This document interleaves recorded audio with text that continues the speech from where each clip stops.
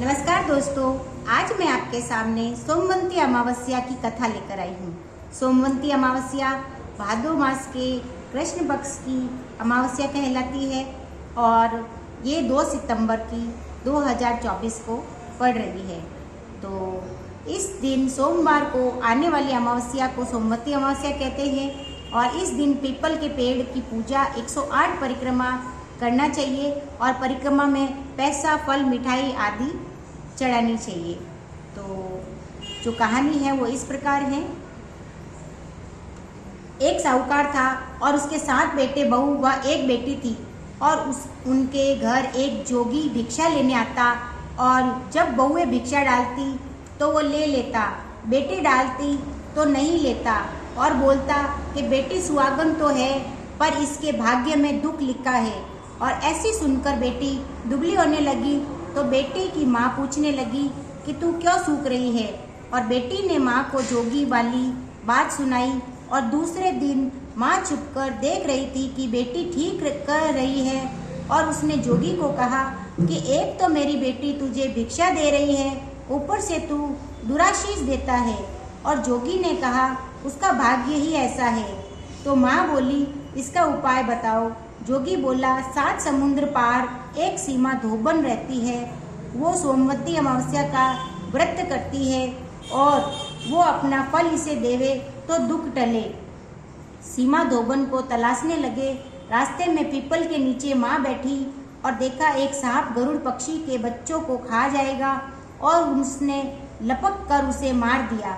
इतने में गरुड़ पक्षी का जोड़ा उड़ता उड़ता आकाश से आया और उसे चोंचे मारने लगा। तो वो बोली कि मैंने तेरे बच्चों को बचाया है, तेरा गुनाहगार तो मरा पड़ा है। गरुड़ बोला जो मांगना है सो मांग।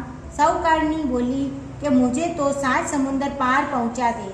गरुड़ ने सीमा धोबन के घर के पास उसे छोड़ दिया और वहाँ सीमा धोबन के 7 बेटे बहू थे और बहुएं काम करने बहुत लड़ती थी और सीमा धोबन को खुश करने के लिए सबके सोते समय साहूकारनी सारा काम कर लेती और सब सोचने लगे कि ये काम कौन करता है। और सीमा धोबन ने सोचा कौन सी बहू ज्यादा काम करती है, देखना चाहिए। चुपचाप आंख बंद करके सो गई तो देखा एक औरत आई, सारा काम करके चुपचाप जाने लगी। धोबन पूछने लगी तू किसी स्वार्थ से हमारे घर का काम करती है। तो साहूकारनी बोली कि मेरी बेटी को तू अपना सोमवंती अमावस्या का पुण्य दे दे और सारी बात बताई। धोबन तैयार हो गई, घर आई, बेटी के ब्याह की तैयारी करी और दूल्हा दुल्हन फेरे में बैठे और दूल्हा के पास धोबन मिट्टी की हांडी, कच्चा दूध, कच्चा सूत लेकर बैठी। इतने में दूल्हे को डसने के लिए सांप आया।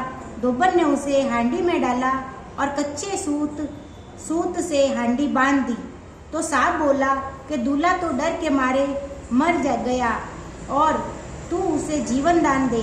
धोबन ने उसके ऊपर छींटे दिए और कहा आज तक जितनी सोमवंती अमावस्या करी उसका पुण्य साहूकार की बेटी को लगना और आगे जो अमावस्या करूं उसका फल मेरे पति को लगना। इतना बोलते ही दूल्हा उठ गया, काम पूरा हुआ, वो अपने घर जाने लगी। तो साहूकारनी बोली कि तुझे मैं क्या दूं। धोबन बोली कि मुझे क्या चाहिए, बस एक मिट्टी की हांडी दे दे। और रास्ते में सोमवंती अमावस्या आई और उसने हांडी में 108 टुकड़े कर पीपल के नीचे रखे और 13 टुकड़े एक जगह रखे व पीपल के 108 परिक्रमा दी और टुकड़े पीपल के नीचे गाड़ दिए और घर जाने लगी। और घर आई तो उसका पति मरा पड़ा था। उसने पति पर सुहाग का छींटा दिया और कहा मेरे अमावस का फल मेरे पति को होना। ऐसा कहते ही उसका पति जीवित हो गया। और एक ब्राह्मण आया और बोला सोमवंती अमावस्या का जो किया हो वो दान दो। और ब्राह्मणी बोली कि रास्ते में अमावस आई तो मैं कुछ नहीं कर पाई, जो किया वो पीपल नीचे गाड़ आई। और ब्राह्मण ने जगह खोदी तो पाया कि वहाँ 108 व 13 सोने के टुकड़े रखे हैं और इकट्ठे करके वो घर आया और धोबन से बोला इतना धर्म किया, कहती हो कुछ न किया। और धोबन बोली कि ये सब तुम्हारे भाग का है, ले जाओ। ब्राह्मण बोला, मेरा तो चौथा हिस्सा ही है और बाकी 3 हिस्सा आपकी इच्छा हो जिसको देवो। और ब्राह्मण ने नगर में ढिंढोरा पिटा दिया, सब जने सोमवंती अमावस्या का व्रत किया करो। और हे सोमवंती अमावस्या, साहूकार की बेटी को दिया वैसा सबको अमर सुहाग देना और खोटी की खरी अधूरी की पूरी जानना। आपको अगर मेरी कथा अच्छी लगी हो तो आप मेरे चैनल को लाइक सब्सक्राइब करें और आगे आने वाले सभी व्रत त्योहार की कहानियों को सुनने के लिए मेरे चैनल के बेल आइकन को ज़रूर दबाएं। धन्यवाद।